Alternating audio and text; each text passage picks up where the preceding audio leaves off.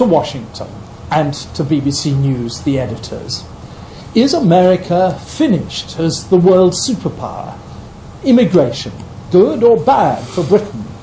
Is Russia now a rogue state? And has something gone seriously wrong with English football?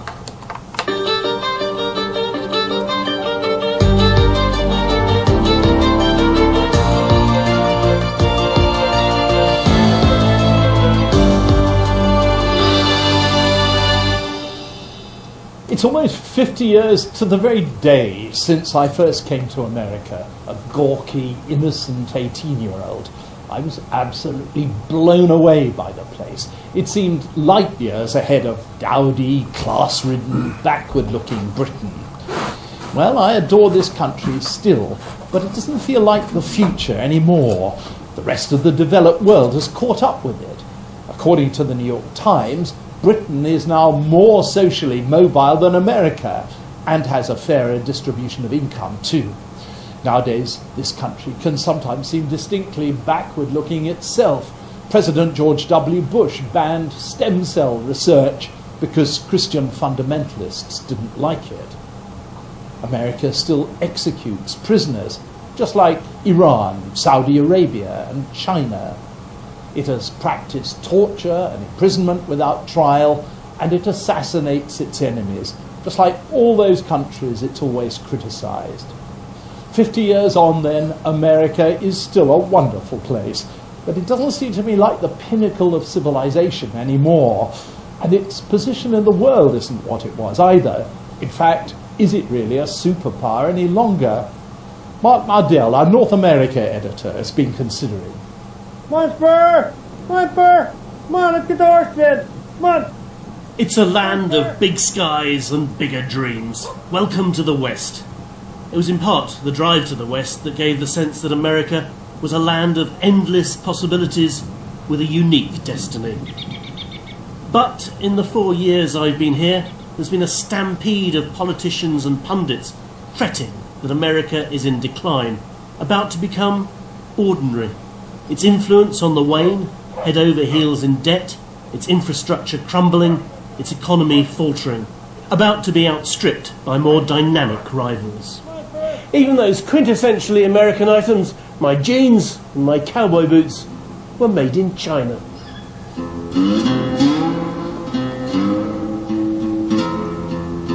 The idea that a rival nation could leave the USA in the dust offends some Americans more than it scares them. And it's true, America will never again bestride the world the way it once did. There's a rebalancing.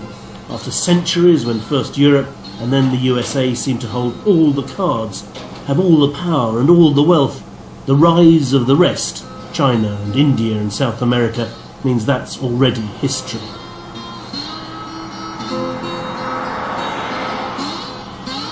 So I'm in search of the future of American power. The USA's feeling of superiority and indispensability has a lot to do with the fact they won 2 world wars and the Cold War. American power grew in part from the barrel of a gun, or perhaps a Minuteman missile. Minot Air Base in North Dakota is home to the most devastating weapons in America's arsenal, the intercontinental ballistic missiles and B-52s that would deliver a nuclear bomb. So what's the job of the 5th Bomb Wing? In one word, I'd say deterrence. Or the Warbird's mission statement says if that fails, hunt down and destroy America's enemies. Liverpool-born Captain Chris Duff and Captain Kim Brown are navigators. Their job would be to drop the bomb.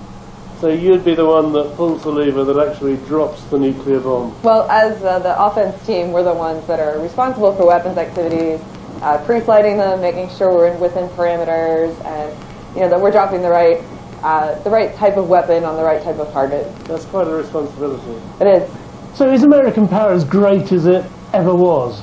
This jet's been around for 50 years. It's still capable of reaching out and touching anyone anywhere in the world at any time, should the need arise. And the testament really to the B-52, as was proven in the Cold War, is that we'll never actually have to do that because people know we can do it. Do you feel confident that America acts for good in the world? Yes. I'm a Christian, and it's founded on Christian morals. And I have faith in the president. I have faith in all my leadership that they will only make that decision if they need to. America still spends a lot more on its military than the rest of the world. In fact, add together the military budgets of China, Russia, Britain, France, Japan and the next four big spenders, and you still don't get anywhere near America's staggering $1 trillion in 2011. Of course the budget's being cut, but the military might represented by these planes isn't just going to disappear overnight. The gap's so overwhelming, it would take generations to erode. But that may be a burden, not a blessing.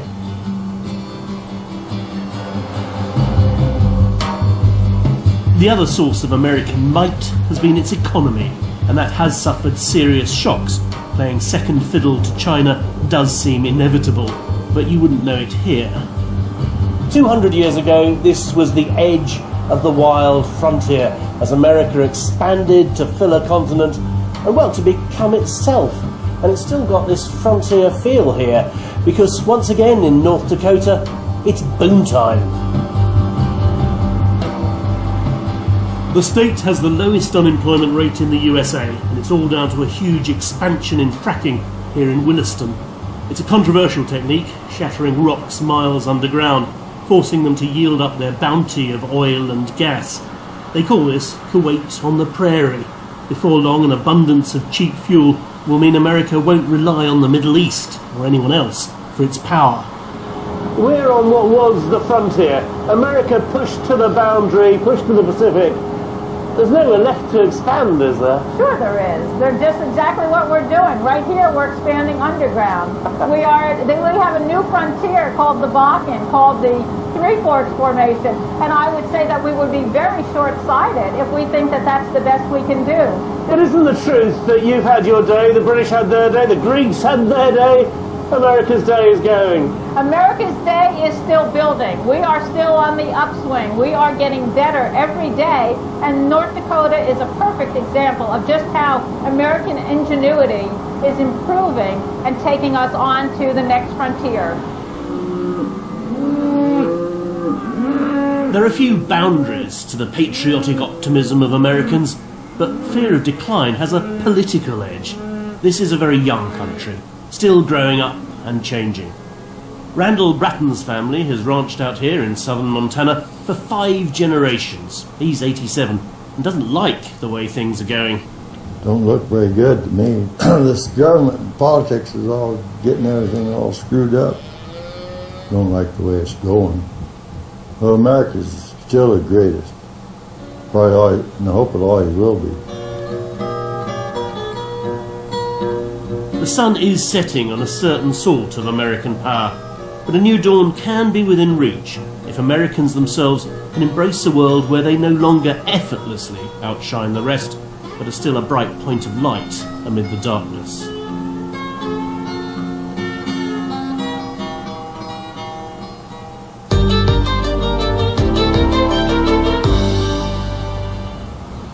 Altogether then, we seem to be moving away from the era of the superpower to a more open international system, with no one country predominating. Every major power, except China, is far less exclusively national than it used to be. Mass immigration has changed us all. But has it now gone too far? Nick Robinson has been to the English town of Peterborough, which has been changed out of all recognition by immigration. This is how much of the country used to look. A typical market, a typical town. So very British, so very white.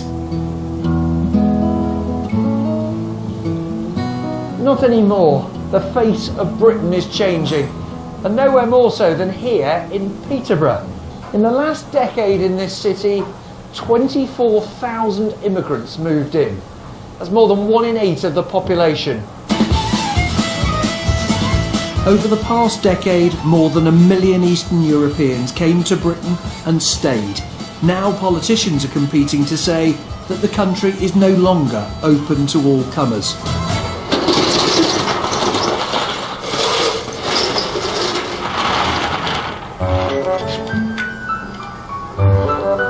They're listening to the voices of those who are telling them that their towns, their cities, their lives have changed.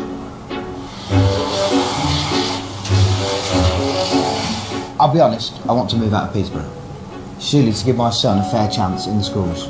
Because obviously, you know, everyone's entitled to education, but locally there is obviously so many that the classes will be getting bigger, and therefore one or two schools, English isn't the first language. So what is it? Is it just scale? Is that the issue? I think it is the scale. I think it's just such a massive change.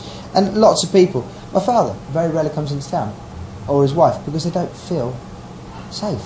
What, feel uncomfortable? Uncomfortable, don't feel safe, because obviously you don't know what, obviously when they're talking their native tongue, you don't know what they're rabbiting. Oh, have you got a customer? There is one hiding there. How long have you been using it? I've been yesterday 11. I've been No, I said how long you lived in the city? Just sit at one day.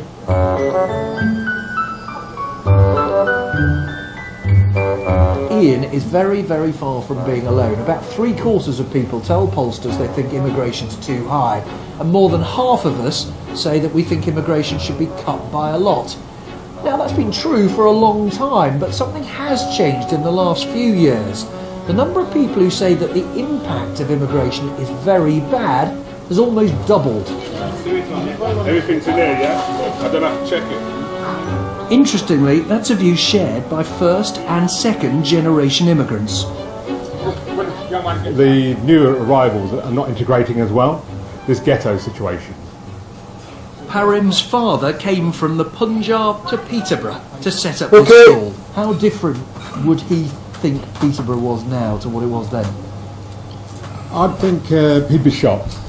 Really? Yeah, I think so. Because? I mean, he was a very proud man who was British in a way. He came here and he embraced Britain as his country. Do you see the irony in this? I do. You're a Sikh. You say the problem with these immigrants is they don't mix in. That is probably in a nutshell. Thank you very much. Got them down for you? Yeah, please. Here in East Anglia, thousands of Eastern Europeans work on the land, picking fruit and veg and flowers. People Steve believes help keep locals like him in their jobs. People say, no, we haven't got space for them. There's no room here. There aren't the jobs here. There's plenty of room. Yeah? We'll always fit them in. Imagine somebody's here, one of your customers, and say, my kid, my son, my grandson can't get a job because there's some Polish bloke taking it, or Lithuanian, or... What do you say to them? Try somewhere else, work harder. Hey, morning. Up to you. No, you go first. For decades, the whole question of immigration was inextricably linked with race, which is why mainstream politicians were so terrified of the subject. But now the new influx of immigrants are white and from Europe, that link's largely been broken. But the pressure's still on the politicians because of questions of integration and questions of whether the country is simply too full.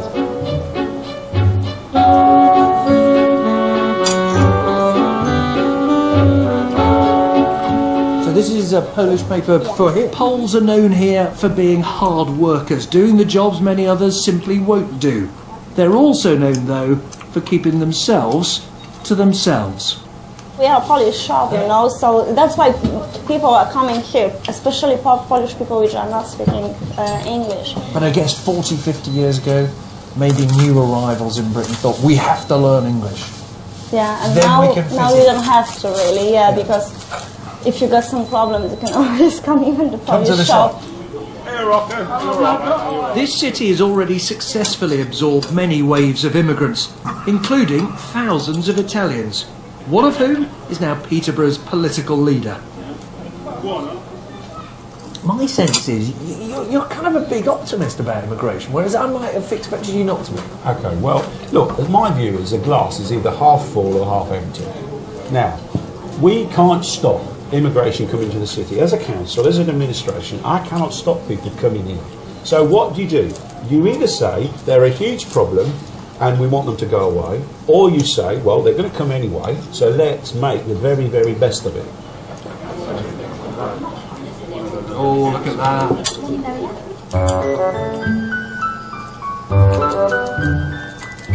Italians, Poles, Africans, Asians. a fifth of the population of this city were born abroad. A tenth of households speak no English. Now, the opinion polls are clearly telling politicians that people want that flow to stop or at least to slow down. Perhaps, though, people are as concerned about integration as they are about immigration. Because in truth, most people know that Britain is not simply going to go back to the way it once was.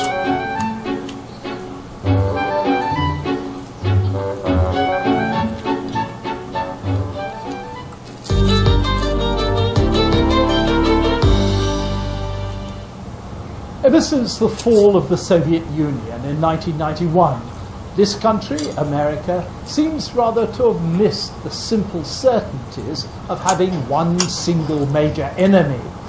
Russia, now much diminished, is trying to find a new role too. And under Vladimir Putin, the former KGB man, it's been behaving pretty questionably. Bridget Kendall, our contributing editor, asks if Russia is now actually a rogue state.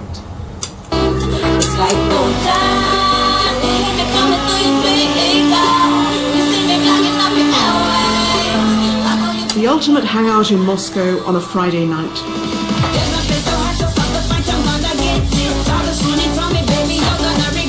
Most of them weren't even born when the Soviet Union collapsed in 1991. They probably can't imagine what it was like and just how dramatically this country has changed. I can travel a lot. I can be where I want to. So I like my life. Nowadays, you can choose your job, travel abroad, and own a flat. All simple rights, unthinkable for most people when this country was run by communists.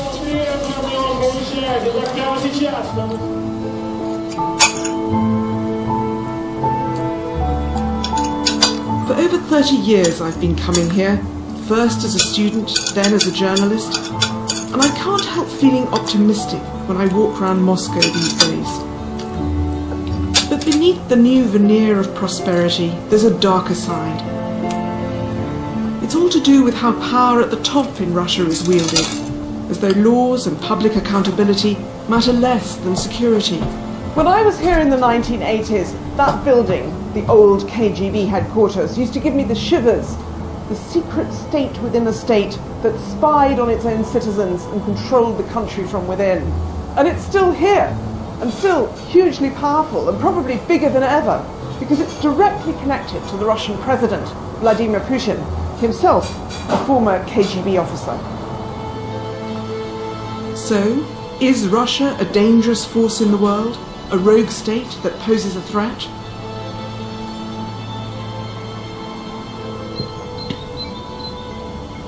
It's Bridget, it's BBC. I've come to see one journalist who's dared to take on the secret world of the FSB, as the KGB is now called. He says the Russian security services are out of control and their tentacles stretch everywhere. The Soviet secret police was formed to produce mass repressions in every Russian town and every Russian city.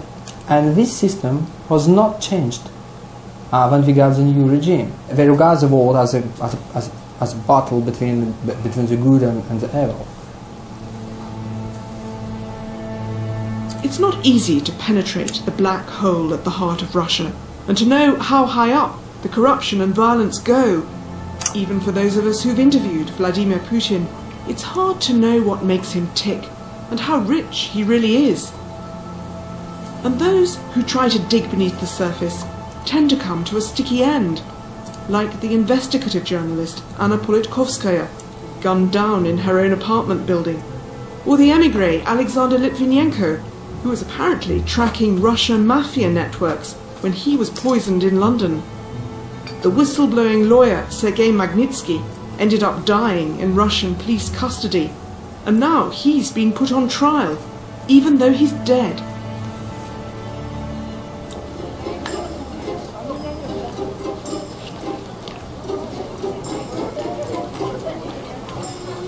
In Sokolniki Park, they dance in the open air, just like they used to 30 years ago.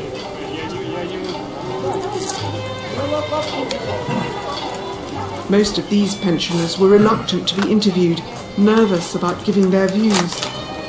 But Vladimir Putin has his supporters who voted him in as president 3 times. What do you think about your president? Какое ваше мнение о вашем президенте, о Владимире Путине? Шикарное. He's wonderful, they tell me. He's made sure we get a decent pension. And at the parliament, politicians loyal to Mr. Putin say it's not Russia which poses a threat, it's the West. We do not organize Guantanamo prisons to torture people. We do not invade other nations. We do not use drones to kill thousands in anti-terrorist operations. Russia, being evil, imperial, is just part of the Western psyche, or the Western mentality. It is just the way the West perceives itself as being different from Russia, which is evil and imperial. На Нюрнбергском процессе за преступные приказы генералов вешали, а наши солдаты вешали немецких солдат. May the 6th, last year, the police block an anti-Putin rally in Moscow. We have the constitutional right to protest peacefully, Maria Baronova tells them. Now, the young mother is awaiting trial for provoking unrest. Her flat was raided, she can't find work, and she's banned from leaving Moscow. And that's the worst thing. I can't find a work inside Moscow and I can't go outside Moscow. So do you feel scared now? You've got a small son? I have a small son, but I can't leave Russia. They told me that they are going to kill me. Well, of course, I realized that these are just phone calls and nothing, but well, you're scared when something tells you that you are going to die. But strong arm tactics don't necessarily mean the Russian state is in control. Posturing is more a sign of weakness than strength, of a system that's politically dysfunctional and corrupt. I don't think you can call Russia a rogue state. Yes, its behaviour can seem thuggish and macho at times, but it's more of a spoiler than a threat. This is no North Korea. If it is a danger, then it's to some of its own citizens, not to the outside world. The question is, how long might this last? Don't expect an Arab-style uprising. Few here want another revolution. The real danger is that Russia could stumble on like this for decades.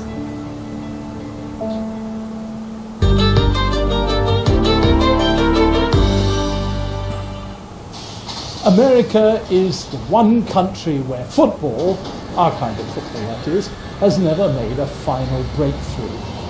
Now, though, the English Premier League has done a huge rights deal with NBC, and as a result, football will air regularly on one of the big TV networks for the first time here. Yet, for all its wealth and its high profile abroad, there always seems to be some crisis back home for English football. David Bond, our sports editor, asks whether something's gone seriously wrong with it. The pre-match pint. For as long as people have been watching football, they've been gathering in pubs like this to get ready for the match. The difference here? It's just gone 6 o'clock in the morning. I've come to the Crown Inn near Manchester to meet up with 250 City fans travelling south for their FA Cup semi-final against Chelsea. This is a way of life, and no matter how much money flows into football, you sense reassuringly that some things may never change. Hello, Manchester City. No club typifies English football's revolution better than this one. Hello, Manchester City. Top-flight football and money have always gone hand in hand. But back in the 1970s, it was more of a cottage industry. TV companies paid next to nothing for live rights, and clubs were more closely tied to their communities. These days, they are global brands to be bought and sold by the super rich. Oh, brilliant, brilliant. 1-2 down, 3-2 under it. Last year, City became English champions for the first time since 1968, with a team paid for by a member of the Abu Dhabi royal family, who rescued the club from the brink of bankruptcy 5 years ago. With all that oil-fuelled success, you'd think City's fans would be unquestionably happy. I mean, football's changed so much from when you started going. I mean, do you find now that it's lost touch with the common fan? Yeah, it has, without a doubt. It's down to expense more than anything, because you're governed by expense. I mean, basically, if you want to go and do every single game, unless you're worth a lot of money, it can't be done. But they know, they've got a captured audience. You're a football fan, you follow your team through thick and thin. And whatever you can afford, you will try and do it. But at the moment, it's just, you're right on the edge. You know, you sometimes, I mean, I've probably done half the amount of away games this season compared to previous years, and that's all down to cost. This place knows a thing or two about costs. Wembley's £800 million redevelopment transformed a rundown relic into a state-of-the-art cathedral for the game, a fitting symbol of English football's modernisation. But someone has to pay for all these improvements. Meet the Prawn Sandwich Brigade. This is the biggest corporate hospitality operation in world sport. Squeezing the rich helps keep prices lower for the less well-off. But all this has changed the sport's dynamics. I'm personally not overly in favour of the Prawn Sandwich Brigade, but unfortunately the finances in football dictate that the clubs try to make as much money as they possibly can, and that's unfortunately where it's ended. I mean, it's fantastic facilities, obviously. I mean, you're having a fantastic meal, champagne, you know, it's a good day out. It's only half a bottle of champagne, by the way. So, but you're having a great day out, so yeah. Why not? You know, why couldn't it change? Why shouldn't it? Yeah, sure. As long as the true supporters of the club, of the two clubs, have been able to get tickets and be able to come with their families, then that's absolutely fine. Although some of this new money is filtered down to the grassroots, many at the bottom of the game say the top is out of touch. Sammy, you know where it's coming! Take the recent racism controversies. This Surrey junior team became so disillusioned by football's response that they took action into their own hands. It's a simple message, one black sock, one white, to symbolise racial harmony on and off the pitch. Boys, we're walking. I want you on the halfway line, yeah? And yet the coach of Esher Colts, Sam Glynn, said their initiative got no backing from those in charge. I mean, clearly this is a point you're making about values. Is there a sense, do you think, that football at the very top level has in some ways lost its sense of values, its morality? I think the value is to do with money now, and I think money has just taken over football rather than being passionate, and the majority of players now, all they want is the money, and that passion's really come out of it. And when you come down to see grassroots football, you can see everyone's fighting for one another, everyone's come as a team, and there is passion. And I think that is the part of the game which we've lost. Unpalatable as it might be, the answer to some of England's problems could lie with old rivals Germany. For these fans, supporting Borussia Dortmund is about more than just buying a ticket or wearing a shirt. They actually have a big say in how this place is owned and run. Dortmund are one of Germany's biggest clubs, but that doesn't stop them offering cheaper tickets and free travel. What's more, rules prevent any one businessman from controlling clubs. While more than half of English teams have gone bust in the last 20 years, there's not been a single insolvency in Germany. According to the club's chief executive, Joachim Watzke, the model creates greater stability for everyone. Our fan, in normal case, is member of Borussia Dortmund. He comes to the meeting every year, he can elect people, and he has a feeling, I'm a part of it. And I think in England, more and more, the fans of the clubs have not the feeling that they are part of the whole. They have a client feeling, I think. There's no question the great football boom of the last 2 decades has improved the English game. But all that money has created different problems. With TV revenue set to increase again next year, this feels like a defining moment. Carry on and leave the market to decide, or find another, fairer way.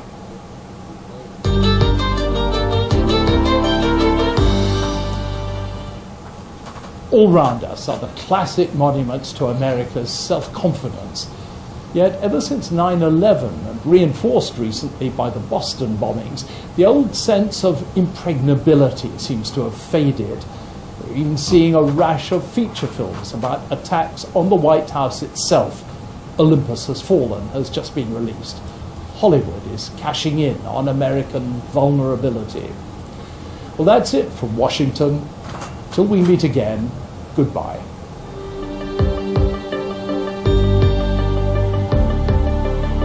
End Monday night with a laugh. Next here on BBC One, Graham Norton's here with guests including Lewis Hamilton and Dara O'Brien.